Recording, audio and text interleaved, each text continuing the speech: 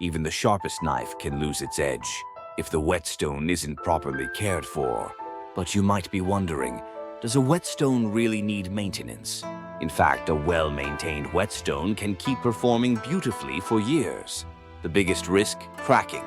Leaving your whetstone in direct sunlight, storing it while still wet, or stacking multiple stones can cause serious damage. After use, always wipe off excess moisture and dry it in a shaded, well-ventilated place. Store your whetstone alone, in a stable environment with consistent temperature and humidity.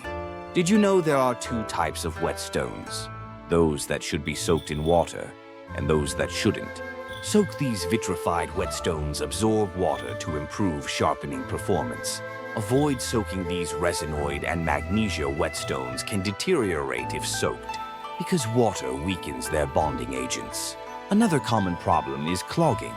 If your whetstone's surface becomes too smooth and stops sharpening effectively, metal particles might be clogging it. The solution is simple. Rub your whetstone against another stone, or use a dressing stone to refresh its surface.